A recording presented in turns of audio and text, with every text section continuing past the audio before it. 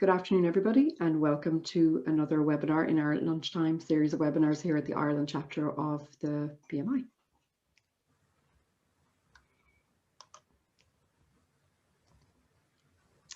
So,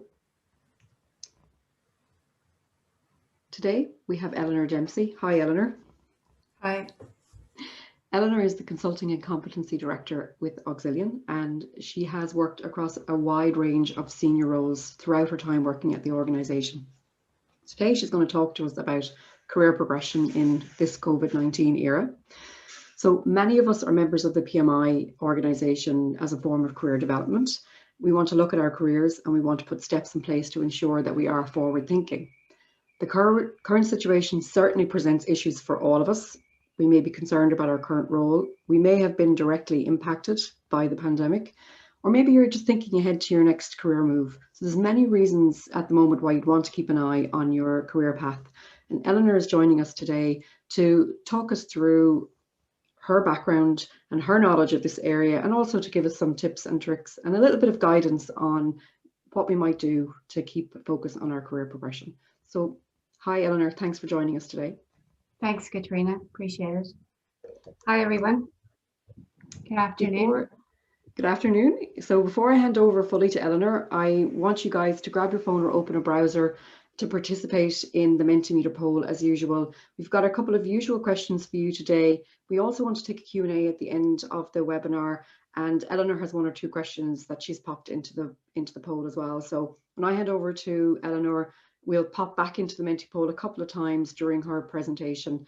And like I said, get your feedback and maybe get some questions from you. So if you've got some specific questions or if you've got some general questions, keep them coming throughout the poll. So use the code 425125. Okay, Eleanor, I shall stop sharing. I shall hand over to you. Okay, thanks, Katrina.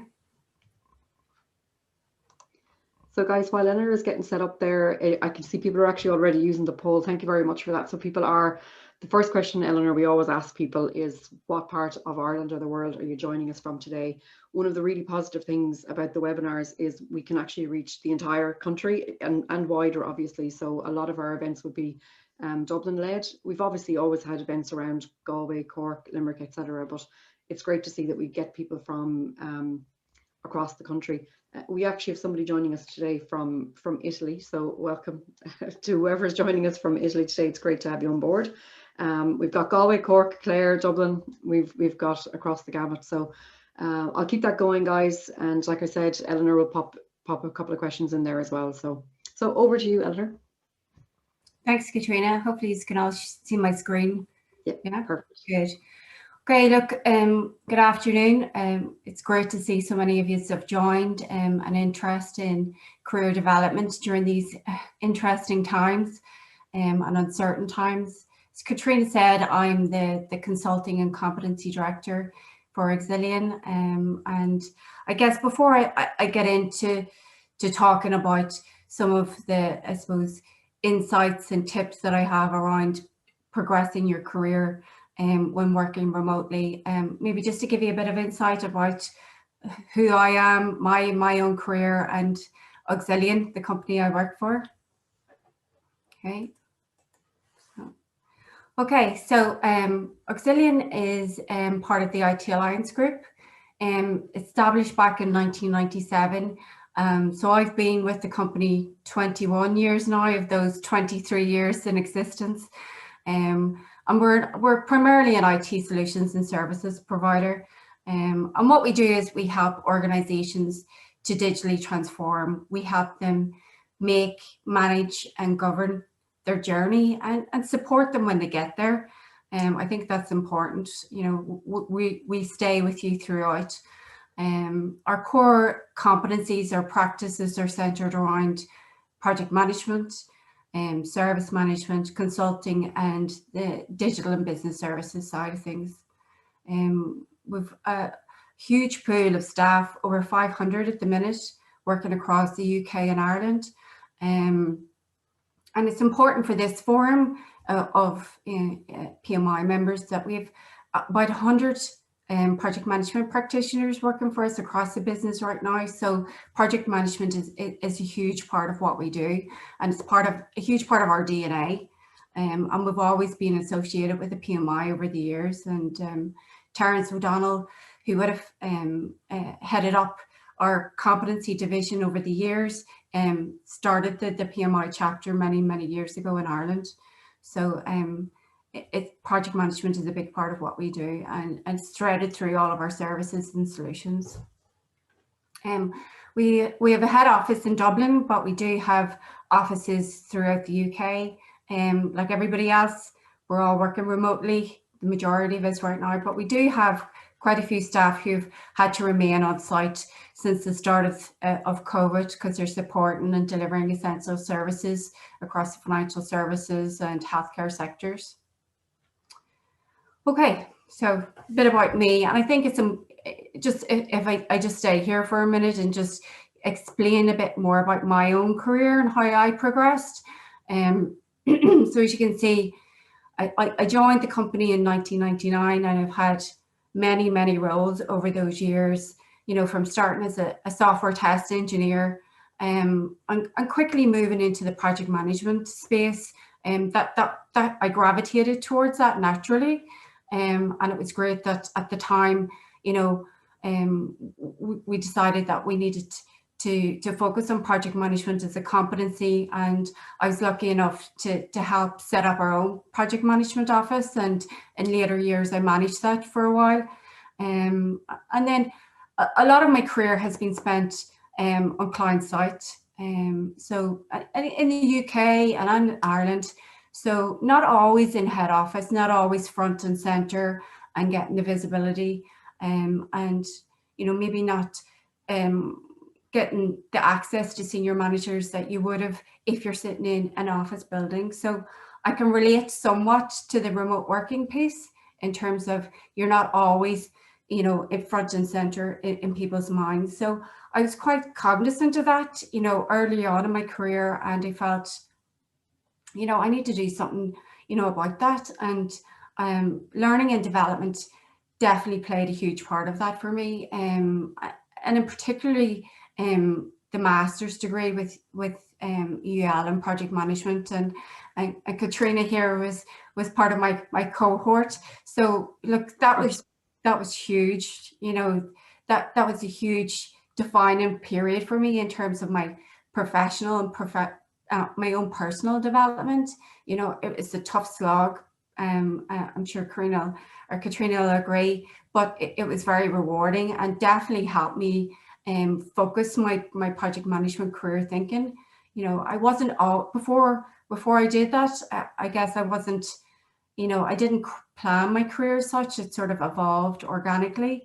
But I think that helped me really focus on what I needed to do and give me wider exposure to some of the competencies you need, as well as the skills in project management, you know, the wider business and behavioral skills that you need to become a great project manager. And in terms of, I suppose, defining points in my career, I think one of the key things that stands out or highlights for me is my involvement in setting up Auxilion. You know, I was part of a team, a really great team that set up and launched Auxilion as a new brand for the group back in 2012. So that was a pivotal role for me, and it took me out of the project management arena to a degree and got me that exposure, that wider business exposure. So anybody looking at my CV might think, okay, shared services director, but backgrounds in project management, you know, looking after finance, people and talent, HR, you know, that doesn't really, you know, it's a bit of a left from field move. But when I was involved in Auxilion and later in the business transformation program, that gave me that exposure to the business, which meant it was quite a natural progression in the end, moving into shared services for me. So look, that's just a quick summary of my career, but I think it's important before I move on just to say, you know, it was hard work, and it is still hard work to progress, but I did have a lot of support along the way, and mentoring played a big part of that. And with Project Management Day last week, I reflected on some of the mentors that I've had and still have, and I've been very lucky to have such insightful mentors to guide me, to help me guide my career. So I think that's important to say. There's a combinations of factors that help you progress your career. Okay, so climbing the career ladder, especially in project management, you know, these times are really uncertain, and I know a lot of you here maybe joining have, you know, been furloughed or have had, you know, shorter weeks enforced, or you've had pay cuts. So it's really challenging and tough times out there, and maybe career development isn't front and center of your thinking right now. Maybe, you know, you're just thankful that you've got a job. So I'm cognizant that people are in a lot of different situations right now, but, you know, it's something to be aware of, that there are opportunities, especially when you're working from home right now. And I think I've noticed that COVID has leveled the playing field somewhat. And I've had some interesting discussions with some of my colleagues and in the company, you know, and outside of it. And we've noticed that because we're all working from home, you know, we're all in the same sort of boat right now, you know, similar boats. You know, everybody's circumstances are different, but, you know, from a comms and engagement perspective, it's leveled the playing field. Anybody who worked remotely from home prior to COVID probably felt a bit isolated, you know, with their colleagues sitting in an office. They were sitting in a team meeting. They weren't getting the visibility that they're getting now. So interestingly, some of the conversations I've had with people who've always been remote workers have said, this is great. You know, this is fantastic for me. You know, I feel, you know, equal in the team now, of equal standing. So I think it's you can appreciate that. And some of those of you who are maybe more junior, you know, there's opportunities for you to shine right now. You know, if you're adaptable to change, if you can provide solutions and fresh thinking, you can really get noticed right now. And there's greater opportunity to get access to those senior managers and leaders in your organization now. You know, there's less opportunity for others to doorstop, or, you know, there's less of the politics that probably would have went on when you were in a physical building. So, you know, the power shift that would have happened in a, you know, an office centered scenario is now shifted. So I think it has definitely created a level playing field. And I know, Katrina, you're going to do a poll. Yeah, I'm actually I'll share it here, because I was just going to say to you that you've definitely divided the opinion of the Oh, group, right, okay. and it's beautifully illustrated here. So again, look, for everybody, grab your phone or open a browser and go to menti.com, give us your opinion. But the question that that Eleanor had me ask is, do you think that COVID has leveled the playing field at work?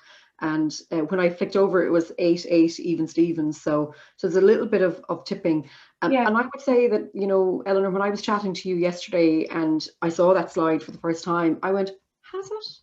You know, and I had to think about it. But I think it's when you kind of walk through the examples that you've used there that possibly for a lot of us, we're not remote workers before this time, and maybe that's not visible to a lot of us, but for anyone that possibly has maybe been out on the road, Eleanor and I, as she said earlier, have crossed paths before, and we were both in the same cohort doing the Masters in Project Management in UL. And both of us at one stage or another have been consulting project managers, which means you're not always in your home office. You're not always at corporate headquarters. Often you can be out even for a year or more at a time with the customer that you're managing a project for, and you're not able to doorstop your manager. You're not there when things are happening in the office.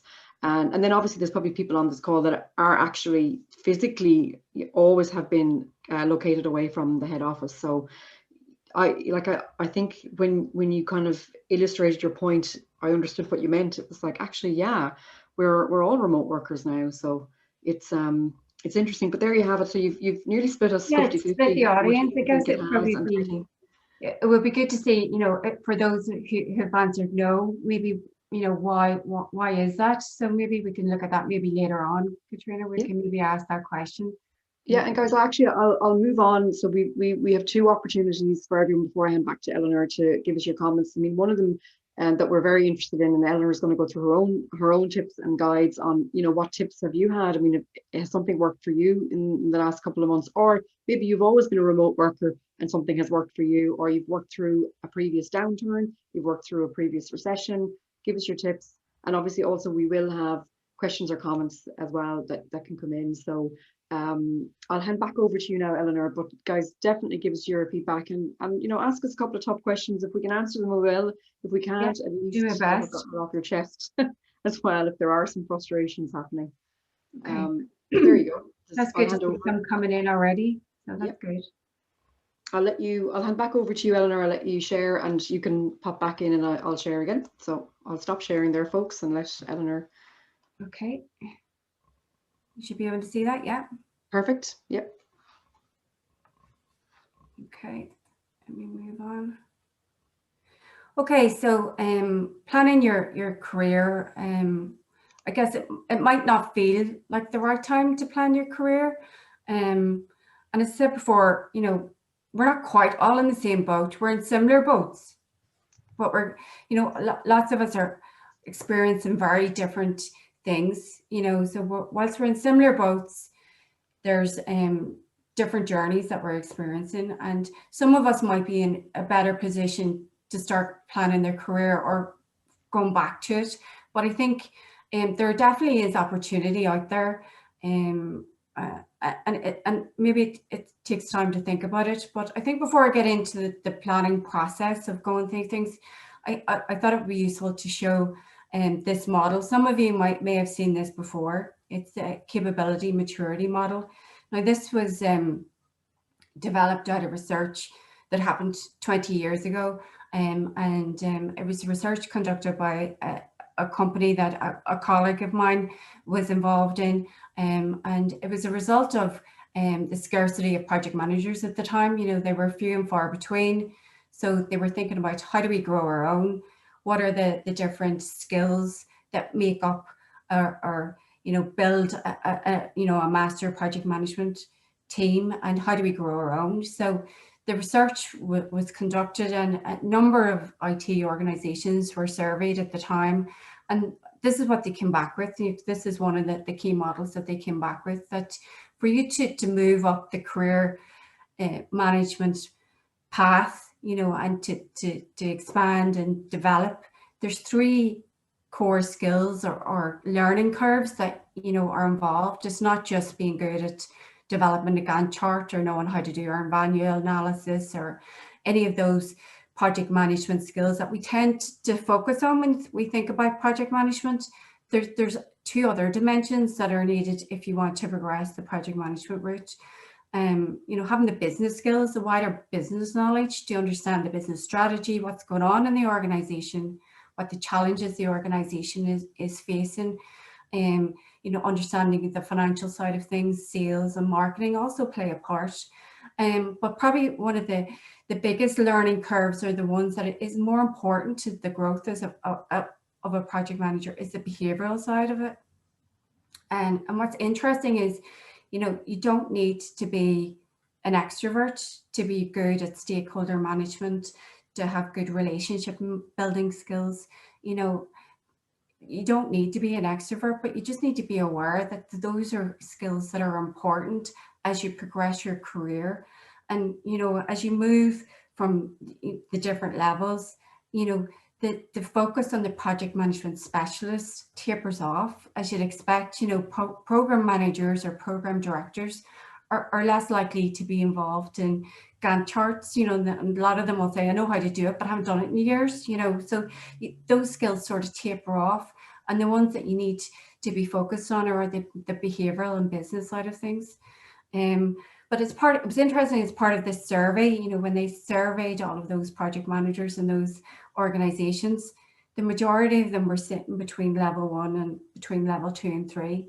So that was key, to sort of change the focus when we were trying to build our own project managers. And we use these levels in Auxilion still to date. That's our skills banding, level 1 to level 5. And we've defined what you need to do for each of those I suppose, paths to develop to the next stage. But I think, you know, that's quite simplistic, but if you look at, people are at different stages, you know, it's not fair to say that you're level 2 at all of those levels. People will be at different paths. And maybe it makes sense, you know, to go out and look for somebody who's more business skills, who maybe has done an MBA and, you know, maybe doesn't have as much project experience, and then they could build that up. So it's understanding that people are at different stages of that, you know, of their careers. But I think it was important just to show to people that don't just focus on the project management stuff. You need to get the wider business exposure, understanding the strategy and the challenges, as I said, but the behavioral stuff is what sets you apart.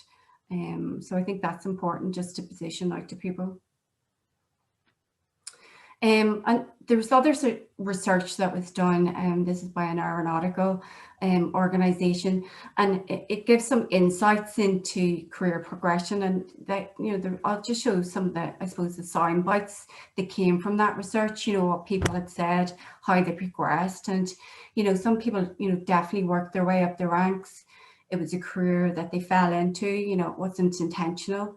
They definitely felt that as part of their leadership skills, they were able to move quickly.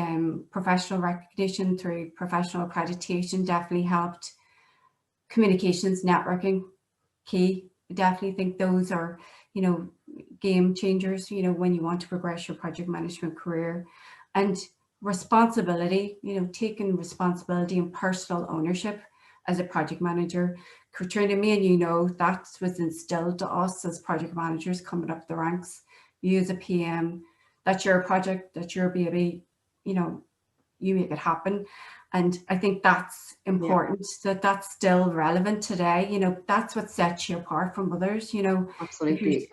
I would totally agree. Like, we're project managers, so we should be managing. We're meant to be taking responsibility. I think it's the key word. But also when it comes to the career progression, it's the same. Take responsibility for it. Take responsibility, yeah. So I think, you know, that'll be a key takeaway, but we'll touch on that in a bit later. Mentoring definitely plays a part, but it's a two-way mentoring, you know. So I've definitely benefit from brilliant mentors in my career and still am, but I'm, you know, I'm cognizant that I need to mentor people myself along my career journey. You know, as I move up, I need to help others and, you know, give back. So I think that's important to recognize as well. For some of us maybe on the call who are a bit further on in our careers, you know, think about others in the organization that you can give a jump start to. So look, we've touched on it, you know, to be a successful project manager, to get to that level 4, level 5 is, you know, there's very few of them, you know, there's probably a handful that I've met in my career, but getting to the level 4, you know, you need to be leading, managing within your company as you work your way up the ranks. And it is work. You know, it's not going to, there's no magic wand. Nobody's going to make it happen. There's work involved, so it's important to recognize that. Okay, so this is where us as project managers come in. You know, I'm a firm believer, if you want to make something happen, treat it as a project, you know, and we're all really good at that. Put a project plan around this, you know, this is standard process around career planning, but, you know, really have a good discussion with yourself and go, where do I want to go? What are my strengths? You know, where should it be go? Ask others in your organization, you know, some of your colleagues or even your manager to help you with some of the questions and get some answers that can give you a bit of direction. But put a plan together and put a project around it, you know, start, middle and an end, but review it. So, you know, use your skills as a project manager to manage your own career. And, you know, as I said, I didn't do this early, but it's something that once I did the master's in project management, I took it on board, definitely took it on board, and it definitely helped me. So I think maybe Eleanor, possibly, I'll call them the younger generation, might be better at this. Actually, they might be a little bit more self-aware. Like for me, that would be the biggest thing. It probably similar to yourself, even going through the masters, it was self-awareness that sort of came along with it. Like you get the experience, you go and you do some form of follow-up education. It may just be that you decide to do your PMP certification. It like not third level isn't what everybody wants to do, but it's the self-awareness that comes with it, and you start to meet and talk to other people. So like for people to remember your community of project managers, to talk and ask questions, see how they're doing. But for me, it was like that little trigger that went, well, hang on, where are you going? What do you want to do? Do you want to make a change? But then, like you said, the project plan, like even in with personal endeavors, I often have to remind myself, you are a project manager. You could maybe put a plan around this. Yeah. Just so it's advice that even project managers have to be reminded of, for sure. Oh, no, absolutely. My own family laugh at me, at my project plans for personal stuff. I had a project plan for my wedding. Now, I wasn't quite a bridezilla, but I had a project plan. So look, it helps. So look, here's some tips that have been given to me, and some that I've observed myself that I think people might find useful. There's 7 that I'll go through, and some of them are obvious. But ones that we've said is, take control of your own career. If you don't, nobody else is going to. And like, as you go through your annual review with your manager, about your job performance, have your own annual review with yourself, going, okay, where am I at? Where am I at right now? How am I doing? Do I need to reassess? Do I need to reevaluate? What do I need to change? I think more so now than ever, I think you need to really set realistic expectations for yourself, because it is quite challenging right now, with everything that's going on. Everybody's got different circumstances. I'm at a kitchen table right now. Some people have children, or they're caring for other people at home. So everybody's situation is different right now. So don't be so hard on yourself, and set realistic expectations around what you can do to progress your career right now. We're not superheroes. So I think, go easy on yourself is what I would say. Do what you can. And some of you may be in a better position to progress your career than others. So I guess bear that in mind whenever you're sitting down to go, where am I going next? It's what's realistic as well. Get skilled up. Look, I'm not going to lie. Having accreditations, having the education, having the qualifications is hugely important. For us in Auxilion, as I said, it's a key competency for us. So it's important that all our staff have their PMP accreditations. So that's hugely important. But even our resourcing business, when we're recruiting for project managers for customers, it's nearly a prerequisite to get to the next stage of the process. Do they have a project management qualification? Now, look, I know having a PMP doesn't mean to say you're a great PM, but there has to be something that differentiates you. When we're looking at CVs, if you don't have that, you may be overlooked. So it's important just to say it is important. And Eleanor, just on that, because we did speak about that yesterday, I've worked as a consultant project manager as well, and it absolutely is a question asked when you're quoting for work.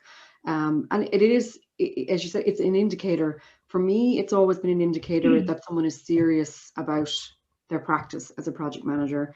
It really, as someone who gets CVs in and looks and hires people, I don't necessarily go, oh, this person has Prince 2, or this person has PMP, or this person has a diploma, therefore they must be a fantastic project manager. That's not necessarily what happens, but there are a lot of pressures on us in the background to make sure that we present the best foot forward. And one of the ways of doing that is, do you have certification? And there's a multitude of certifications, and there's a multitude of diplomas out there. It doesn't have to be a master's, it doesn't have to be a 2 years out of your life, but it definitely puts you into a bracket. My CV, my resume has this, so I'm not going to get discounted out of hand, which would arguably be unfair. Yeah, no, absolutely. And it shows that you're serious about investing in your own career, that this person's taking the time. As you say, they're serious about it. I think also, when you look back to those 3 levels of competency, the business side of things, try and get a bit more exposure into broader business initiatives. to give you those skills outside of project management. So, maybe you have peers in the finance or the sales team, try and get involved in some of those, joint initiatives within your organization so you get access to that. I think that's important and definitely benefited me in later years.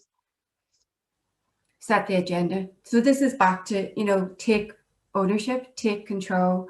You're the PM, it's your job to get the job done. That's what it's about. So set the agenda rather than follow the agenda. Nobody wants to see you sitting in the corner and waiting for stuff to happen and, fingers crossed this project will get over the line. We've all been there working late nights, holidays, bank holidays, because you want your project, that's your baby, that's your project, that's your personal reputation at stake. And, it's been said to me over the years, rightly or wrongly, you're only as good as your last project. So remember that. It's a very, very good point, Eleanor. I would say as well, we have an opportunity as project managers, because often, no matter how junior you are, you're in the room. A lot of the time, you end up in the room with senior managers. So I noticed some very, I would call them self-aware and very astute project managers as I was coming up through the ranks would put their hand up for a particular project. Maybe it just interested them technically. That was their background, their area. But a lot of them who were maybe a little bit more focused on their career setting and their agenda looked for the next project to be that little bit more strategic, that little bit more maybe difficult for them, a skill that they hadn't really muscled in on before, but they were constantly going, what's in that project for me? If I deliver that project, what can I say? And someone actually put that comment in the list previously, which we'll go through, which was make a list of your successes. So it is unfortunate that we are only as good as our last project. And it is true. It's an absolute fact. So make sure that people are aware of what your successes are, how you made a material change on your current project and what you can bring to the next project. But there's nothing to stop you putting your hand up and saying, hey, I hear you're going to be working on an initiative next year. I wouldn't mind getting involved in that. Yeah, definitely. Set the agenda, as you said. Putting your hand up for stuff, especially now, and I think it's important to remember, and it goes into this next one around being adaptable. People who raise their hands and saying, I can take care of that for you, are going to be remembered, especially at this time, because, everybody in your organization is under pressure, and they're facing what seems like insurmountable challenges and obstacles right now, including your boss. Everybody at all levels is finding this difficult, so if you can put your hand up and take some of that workload away, or, somebody can say, oh, you're a safe pair of hands, go off and do that, you're going to be remembered for that. So I think that's important to note. Adapt, be able to adapt, and work with your colleagues.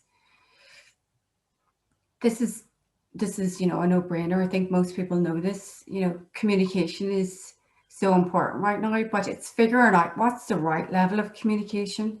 I think at the start of March, a lot of people went into over communication.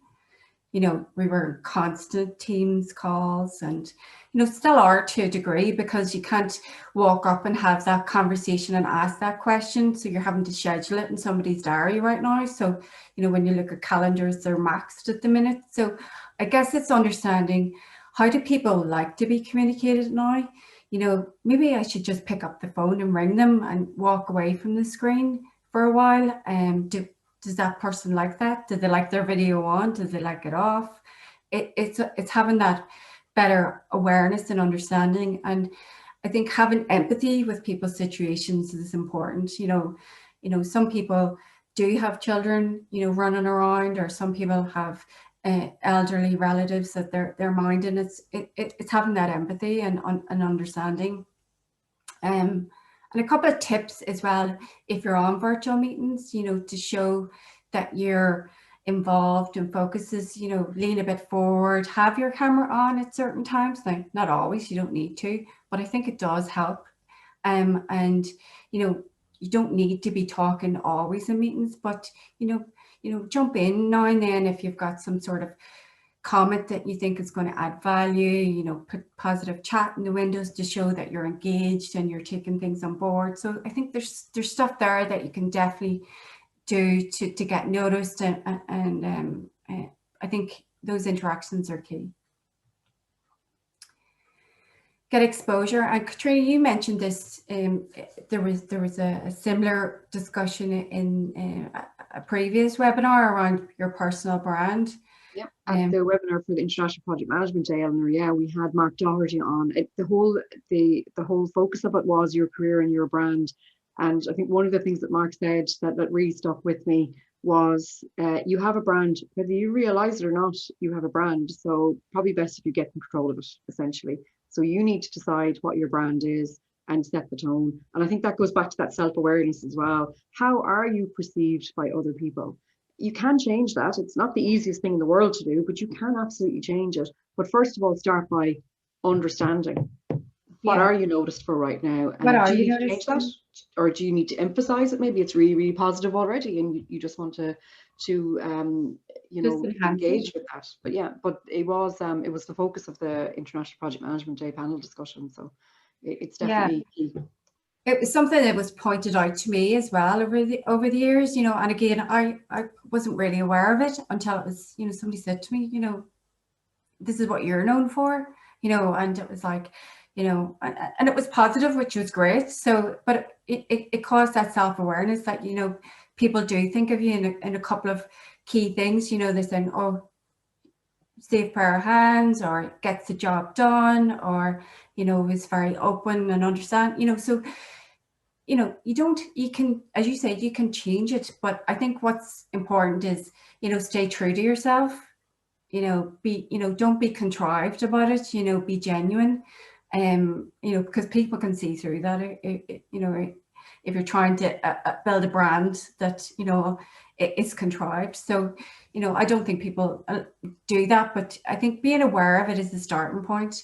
But build your profile, you know, use the LinkedIn platforms, you know, more so now than ever. That's a really good networking tool that you use, and you can demonstrate some thought leadership there, and that will get the attention of, you know, people within your organization or even other organizations if you're looking to move. You know, offer to mentor people. You think you don't need to be a senior manager to mentor people. You know, you can buddy people up. You can, you know, you can look at different opportunities to get exposure within your own organization and in, you know, in the broader network. But, you know, I think more so now than ever, if you're somebody that's really good at coming up with what ideas and solving problems, look for those opportunities to voice, you know, some of your ideas. And we've had great instances of that over the last, you know, so some of our junior staff have come up with brilliant ideas that we've went, that's excellent, you know, and we've implemented it, and it's, you know, been, you know, a game changer for us in some instances. So I think you have that opportunity, and that harks back to that level playing field where some of the more junior people who wouldn't have had that opportunity are now getting that exposure and opportunity to get noticed. And look, just on the last point, I'm not sure how we're fixed. I think we're okay for time, aren't we? But this is the last tip. Try and stay positive. I know it doesn't always seem the easiest thing to do, and, you know, it's okay to be down some days and go, oh, I'm getting nowhere. But, you know, just try and take stock of the situation, review your plan and go, okay, right, that bit's not working. Let me try something else. But bounce ideas off your colleagues or you know, people in your broader network. Use them. You know, we're a community that we should be helping each other out, especially in times like these. And I'm seeing it definitely that's how things are working. You know, people are seeing some of their friends who are down to like 4-day weeks, and they're going, okay, look, you know, maybe do this training course, maybe look at this, and, you know, different situations. So it's time to look after each other, you know, in this community as well, and help each other out. And people are more than welcome to do that. So try and stay positive is what I say is the last one, and focus on the long term. You know, you don't necessarily have to move 2 or 3 steps in the next 6 months or 12 months. It's okay to just tread water for a while, I think. you know, and that might be okay. As I said, we're not all superheroes. So if your personal circumstances dictate right now that your personal well-being and health are more important, so be it. You know, let your career take a break for a while and focus on it whenever, you know, there's less things going on. So I think that's really important, that we don't look at some like these webinars and go, oh, I need to be doing progressing my career as well as teaching my children and doing all of this other stuff that, you know, social media is telling us that we should be doing. So I think be easy on yourself is a message that I'd like to share. Okay, look, thanks for listening. As I said, you know, your career's in your own hands, so plan for it. Well, we have, Eleanor, thank you very much. We have, I just want to pop back over to the Menti screen just for people to see what's going on over there. So, and I'll just go back one question for everyone, and that is, what tips do you have for career progression? So hopefully you can see that there yourself, Eleanor. But it's interesting because we've got just about 50 people with us actually on the webinar, so we've got quite a few people, and like actually it's really good. A lot of positive tips there. I think hopefully you can see that screen okay there, but yeah, there's one there that is great. It's bring your manager on the journey with you. Yeah. I think that's key. You know, keep them up to date on what you're doing. You know, involve them. Yeah, and you know, it's interesting as well because, and there was a question that came in, and we'll go on to the questions in a second, but bring your manager on the journey with you. Be careful that everything that's going on in terms of you putting a plan together for your career and setting your agenda, be careful that it isn't all happening in your head, that you actually do say something to your manager or to your team lead, that you do say, look, you know, like I'm working as a test lead, because you mentioned your own career progression and came up through testing. So you were a tester, maybe you were a test lead, that you are saying, so you need to show it by your behaviors, but you do actually need to open your mouth and say, just so it's clear, this is where I see my progression going. I am interested in moving on and taking on more responsibility and becoming a project manager, becoming a program manager. That you'd be surprised that the signals don't always work unless they're verbalized. Yeah, and maybe you don't know what career path would suit you, but you know what you're good at, you know what interests you. So that can even start the conversation. You go, look, I'm really interested in knowing more about that, feeling really good at, you know, I'm really organized, I'm really structured. And that might start a conversation around, okay, you know, project management is the right for you, or maybe you need to go into business analysis. You know, sometimes those are linked. So it's important to have those conversations. Yeah, this is a great comment. Yeah. You know, map your ideal path and share it with your manager. Yeah, so it's linked. So that's there was another one I seen there that was coming up around, you know, get involved in projects that challenge you. So I think you mentioned it before, you know, stretch yourself a bit and maybe get out of your comfort zone. You know, you won't know until you try it. And I think, like, I've had loads of great advice over the years, and taken most of it on board. But one bit always sticks out to me is give everything a go. You know, try your hand at it. If it doesn't work, it doesn't work. You know. I think we're ideally placed as well in the world of project management, where projects, by their definition, this is not a PMP certification test, but by their definition, they're unique. So, but there are threads under them all. You're expected to manage the time, the cost, the quality. So you can deviate. If you've always managed financial projects within your company, there's nothing to say, hey, listen, why don't I give a go with that HR project or that project down in IT? You'll learn something from it. It doesn't stop you going back to the finance projects and saying, I tried that, I learned a lot, I'm going to head back to finance now. Absolutely. It's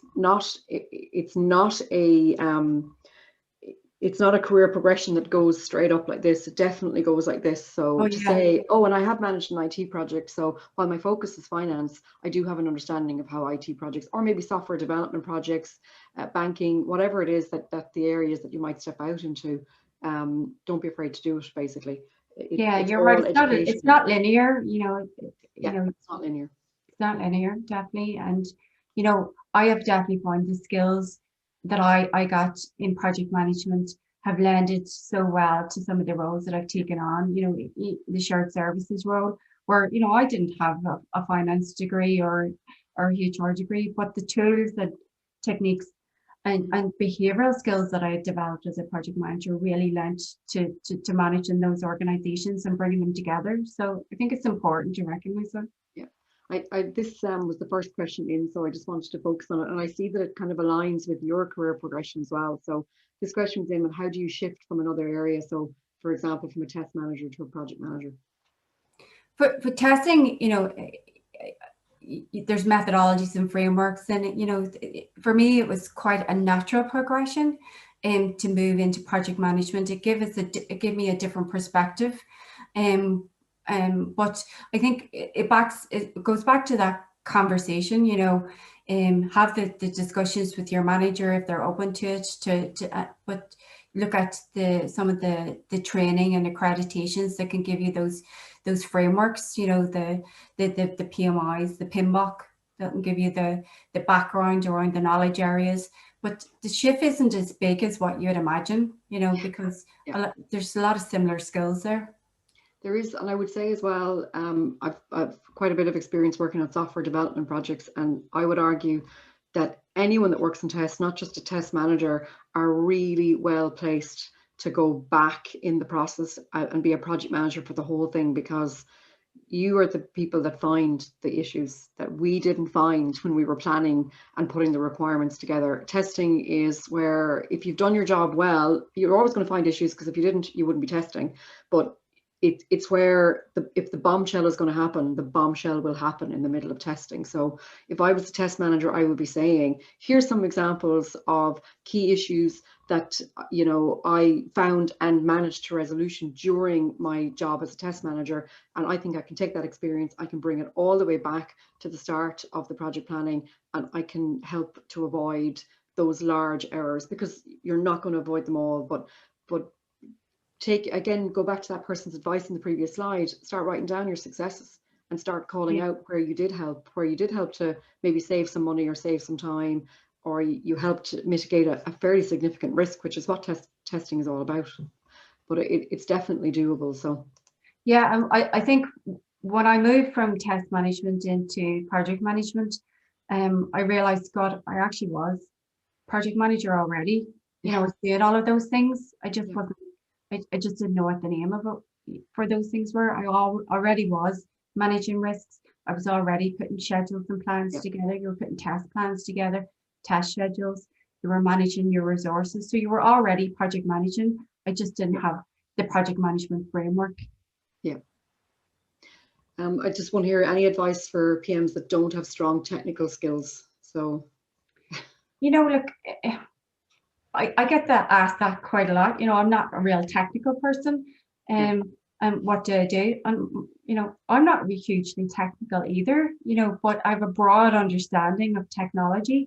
So I try to keep up to date on some of the technical forums and do podcasts just to try and understand where we are going with technology right now. So have a good broad understanding. You don't need to know that you should be bringing those guys into your team, your technical guys, but you should have enough technical awareness to understand when somebody's trying to call your bluff or they're waffling. I think the acumen is probably key. There's absolutely plenty of projects that are not IT based or technical based. So that there's typically projects in the HR environment, but you're probably going to find it difficult to avoid any type of a project that isn't bringing in a new system or a new process. So I think the acumen definitely helps. But what I find one of the key things here is, and you just said it there, is you're supposed to be bringing the team in to do the job. You're not supposed to be doing the job. And I have personally found that not being able to do the job myself has helped me enormously to step back and stop doing the job and go, you can ask those stupid questions. What's that? Yeah. That's a superpower of a project manager, and that's what I tell myself on a regular basis. I ask a lot of stupid questions. And I also find, especially when I did manage a lot of quite technical projects, I bought the Dummies Guide too. Yeah. That was my first, if I was given a new project, what the Dummy Guide to programming, the Dummies Guide to cloud computing, you know, that was back in the days when I was setting up Auxilion. I was the R&D project program manager, and I was like, okay, what is cloud? Didn't know. I bought the Dummy's Guide to Cloud Computing. So you don't need to be an expert, but you need to have a good awareness.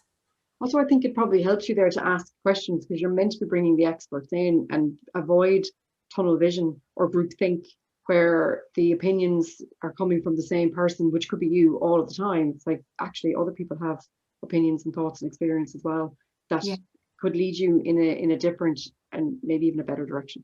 Absolutely, and you give it a different perspective. Yeah. So no, I think this is a good one, because you and I have we are perfect examples of the two sides of this coin. So is it better to stay longer in a company or progress by changing several times? So I'm going to let you start, Eleanor. Well, I guess for me, I've stayed with the same company for 21 years. So, but what was important for me was that it wasn't the same. I was out and about like you. I was working in lots of client sites. So I worked in BT, I was in ESB for a year, I was in Vodafone, I was in HP in the UK, I was in Quilsha, I was in lots of different companies. So I was able to get exposure to, you know, everything that was good that they were doing. I was learning from them and getting visibility of how other companies worked. And then, you know, able to take some of the best learnings from those and take them back into my own company. So for me, you know, it didn't feel like I was in the same company for that length of time, because, you know, there was constant change. And so I guess it depends on what company you're with. Are you getting challenged? Are you getting the opportunity to move different directions to get access to training and development? So it really depends on the company you're in.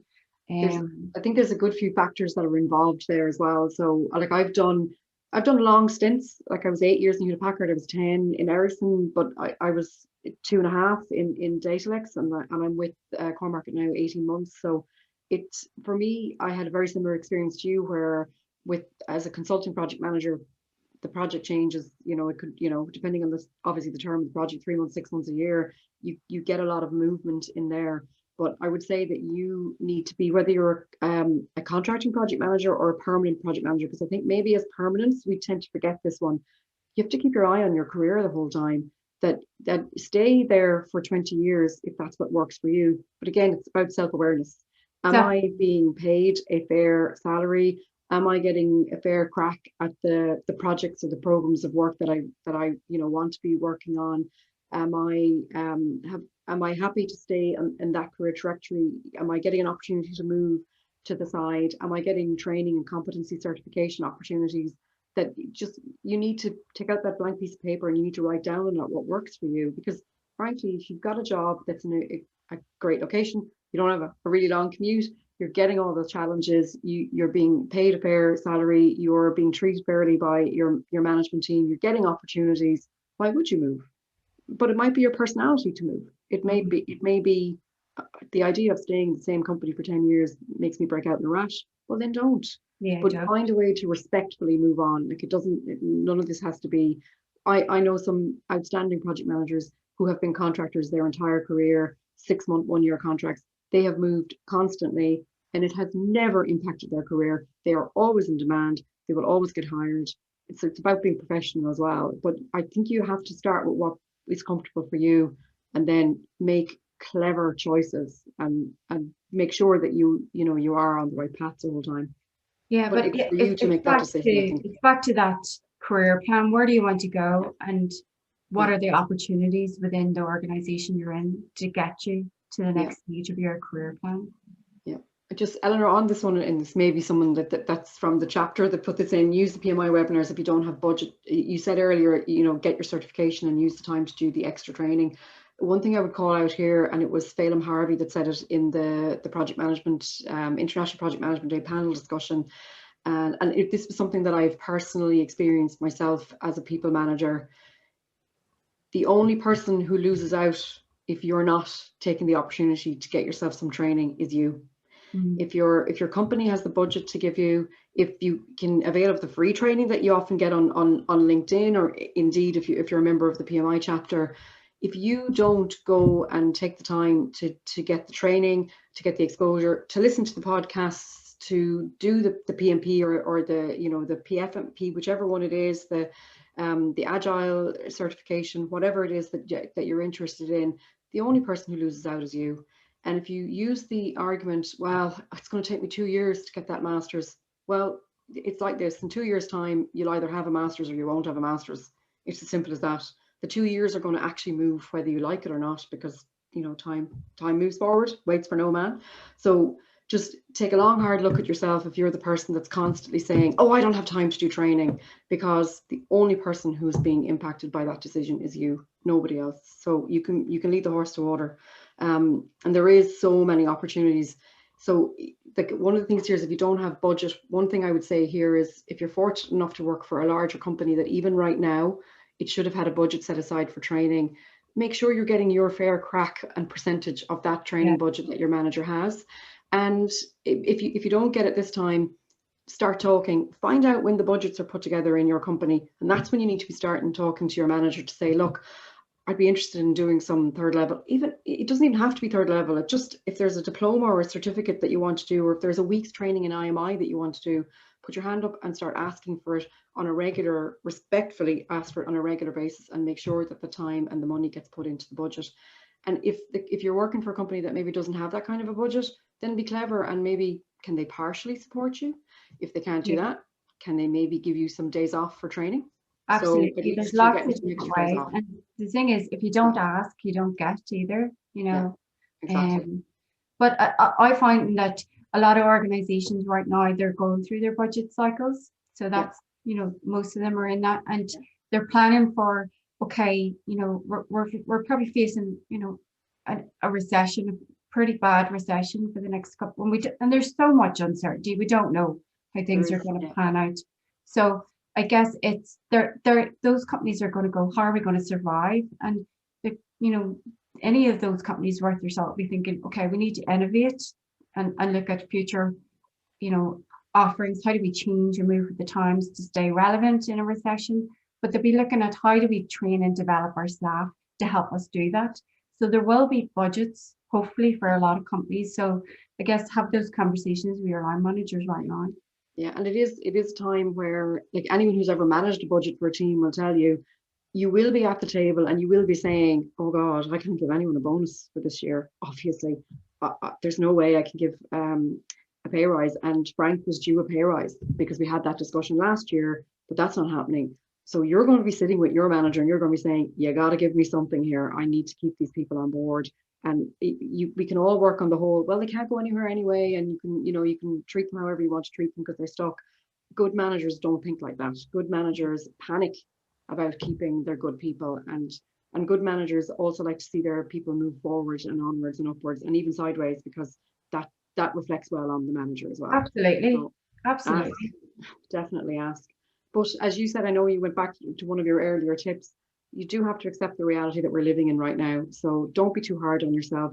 You know, you're probably not going to change the world in the next 12 to 24 months, but you can do an awful lot of things in the background that make sure that you're ready, you know, for the next opportunity that might come your way, and that you didn't don't look back in a year's time and go, I could have used that time to pick up a different project or a certification. So don't regret it, essentially. Yeah, absolutely. Couldn't agree more. And Eleanor, I'm going to leave the last word to you. We've gone slightly over, which I think because of a lot of the excellent comments that we had, but I will leave the last word to you before I do the wrap up. If there's anything that you want to end on? No, look, I think we've covered a lot of stuff. Look, and it's great to see so many comments coming through, so many positive comments as well about how, you know, tips and tricks that people can share with people. So look, thanks for your time. We really appreciate being asked to talk today. Thank you. Well, it's a really hot topic, as I was saying, and it is a nice step forward from the project management panel discussion that we had on International Project Management Day. So as guys, as you probably guessed, Eleanor, thank you so much for your time. Like, we are coming to the end right now. So as you can tell, like, judging by the comments that we had and the feedback that we had, people got some good tips from this, and hopefully you're actually sharing your tips with each other as well. It's not just Eleanor giving you those tips and that guidance. So As usual, before we close out, remember you do get a PDU, so don't forget your certification.